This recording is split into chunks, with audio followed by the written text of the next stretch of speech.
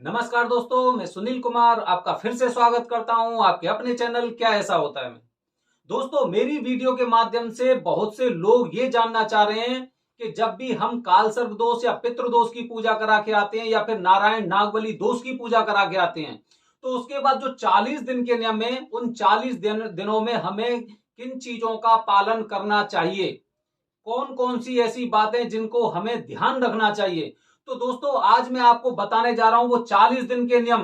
Proper तरीके से पूरा वीडियो मेरा देखें, क्योंकि पूरे वीडियो में आपको कुछ ना कुछ जानकारी अवश्य मिलेगी। दोस्तों, जिन लोगों ने कालसर्प दोष पूजा, पितृदोष पूजा या नारायण नागबली दोष की पूजा कराई है, राहु दोष की पूजा कराई है, मंगल दोष की पूजा कराई है, दोस्तों उनको पूजा संपन्न होने के बाद पंडित जी ने 3 चीजें दी होंगी। 3 में से पहली चीज होगी गेहूं, दूसरी चीज होगी चावल और तीसरी चीज होगी नारियल। 3 चीजें आपको मिली होंगी।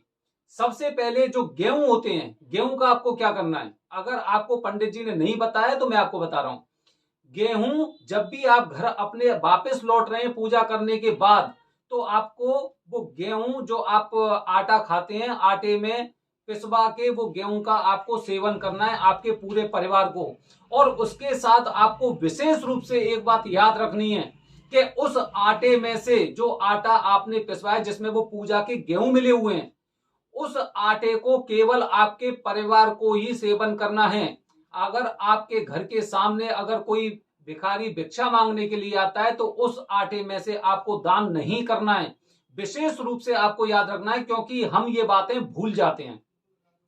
तो इसीलिए जो गेहूं के दाने मिले हैं, गेहूं मिले हैं, उन्हें आप पिसवा के अपने आटे में यूज करो, जिससे कि आपका पूरा परिवार उनका सेवन करे। और परिवार के अलावा चाहे आपका भांजा हो, भांजी हो, या फिर मामा हो, चाचा हो, चाचा खा सकते हैं, मामा नहीं खा सकते। तो इसीलिए उनको उनसे आपको इसे दूर रखना चाहिए, और कभी किसी भिखारी को इस वाले गेहूं में से, इस वाले आटे में से दान नहीं करना चाहिए, ये ध्यान रखना है। दूसरी बात, जो चावल मिले हैं आपको, वो चावल की आपको खीर बनानी है और अपने परिवार के साथ खानी है। आपको अपने दोस्तों के साथ भी इसे शेयर नहीं करना है, केवल परिवार के सदस्यों को उस खीर को खाना है। और तीसरी बात, जो आपको 1 या 2 नारियल दिए होंगे, उन नारियलों को आपको विशेष रूप से, बेहद महत्वपूर्ण बात बता रहा हूं मैं आपको, उन नारियलों को कभी भी आप सोमवार वाले दिन, त्रयोदशी वाले दिन, शिवरात्रि वाले दिन, या भोलेनाथ की जो भी दिन होते हैं या जो भी त्योहार होते हैं, उस दिन आपको उनका सेवन नहीं करना है, ना ही नारियलों को तुम्हें तोड़ना है। क्योंकि माना जाता है जैसे कि उसमें भी जटा होती है, भोलेनाथ जी की भी जटा होती है, उसके भी 3 आंखें होती हैं, भोलेनाथ जी की भी 3 आंख होती है। तो नारियल को हम भगवान शिव का स्वरूप मानते हैं। तो दोस्तों, इस तरह से उस नारियल को आपको, खासकर जो भोलेनाथ जी के दिन और त्योहार या तिथि हैं, उस दिन आपको हर प्रकार के किसी भी नारियल का आपको सेवन नहीं करना चाहिए, ना काटना चाहिए, ना ही उसे कटवाना चाहिए, ना ही फोड़ना चाहिए। और उस नारियल में से जब भी वो पानी निकलता है या फिर जो नारियल होता है, उसकी आप खीर बना के पूरे परिवार के साथ आप उसका सेवन करें। किसी को भी आपको वो चीजें दान में नहीं देनी है, ये आपको बात विशेष रूप से ध्यान रखनी है। इसके बाद जो 40 दिन के नियम होते हैं, इसके साथ ही बता रहा हूं, जो 40 दिन के नियम होते हैं, उनमें उनमें सबसे पहली चीज होती है कि आपको लहसुन प्याज का सेवन नहीं करना चाहिए।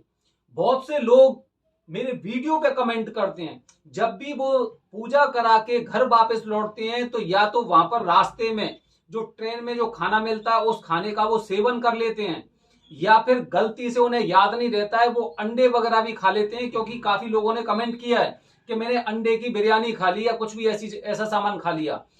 क्योंकि जो भी आपको ट्रेन में खाना मिलेगा, हो सकता है उसमें सलाद होंगे, और सलाद में लहसुन प्याज अवश्य होगा, और लहसुन नहीं होगा तो प्याज जरूर होगा। तो आपको किसी भी माध्यम से आपको लहसुन प्याज का सेवन नहीं करना है। ये बात आप विशेष रूप से ध्यान रखें, क्योंकि ये तामसिक प्रवृत्ति के होते हैं, और तामसिक प्रवृत्ति दैत्यों में होती थी, देवताओं में नहीं होती थी। इसलिए दैत्य की भावना को आपको 40 दिनों तक कंट्रोल करना है पूरी तरह से।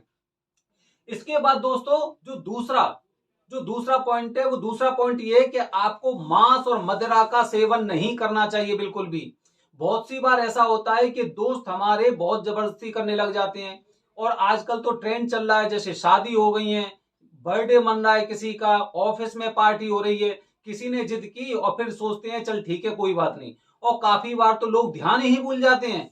भाई पूजा करा के आए हो आप ध्यान कैसे भूल रहे हो? ये तो सोचो आपने जो इतने सालों से किसी दोष से पीड़ित थे, चाहे वो कालसर दोष हो गया, नारायण नागबली दोष हो गया, पितृ दोष हो गया, उस दोष से आप इतने दिनों से ग्रसित थे, और उसकी पूजा करा के आप आए, आने के बाद आपका खर्चा हुआ है, आपका समय व्यतीत हुआ है, और उसके बावजूद भी अगर आप इन चीजों को भूल रहे हो, तो मतलब यह है कि आपने मन से, श्रद्धा से, आत्मा से उसकी पूजा नहीं कराई है, उसकी शांति नहीं कराई है।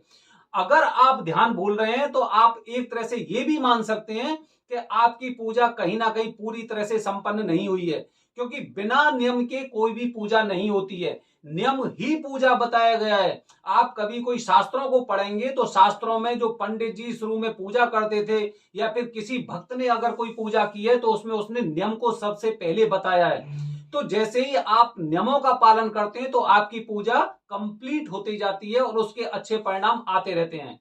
दोस्तों, इसके साथ ही एक बंदे ने मुझसे ये पूछा कि अगर कुछ ऐसी मिसहैपनिंग टाइप की हो जाती है, किसी की मृत्यु हो जाती है, तो हमें क्या करना चाहिए? दोस्तों, इसमें आपको ध्यान रखना है कि जब भी अगर कुछ ऐसा घर परिवार में, समाज में कहीं पे भी कुछ हो जाता है, तो आप वहां पर अवश्य जा सकते हैं, कोई प्रॉब्लम नहीं है। लेकिन उसके बाद जो 12वें दिन या 13वें दिन जो खाना बनता है, उस खाने का आपको सेवन नहीं करना है। चाहे कुछ भी हो जाए, हमें उस खाने का सेवन नहीं करना है। ये पूजा के नियम बता रहा हूं मैं आपको, जो पंडित जी ने हमें बताए हैं। तो इसीलिए आप वहां पे जा सकते हैं, आ सकते हैं, लेकिन उस खाने का आपको सेवन नहीं करना है। और प्रयास करना है कि अभी उस घर परिवार की, अगर आपसे बाहर का परिवार है, सोसाइटी का है या रिश्तेदारी का परिवार है, तो आप वहां पे जाइए, अपना पानी अपने साथ लेके जाइए, और वहां से वो जो चीजें होती हैं उन सारी फॉर्मेलिटी को पूरा करके और आप घर पे वापस आ सकते हैं। उस खाने का तो आपको बिल्कुल सेवन करना ही नहीं है। इसके अलावा दोस्तों, मैं बता रहा हूं आपको कि कुछ पैक्ड फूड होते हैं। पैक्ड फूड का मतलब समझ रहे हैं? जैसे कि कुछ, जैसे मैगी हो गई, नूडल्स वगैरह हो गए, चाउमीन वगैरह हो गई।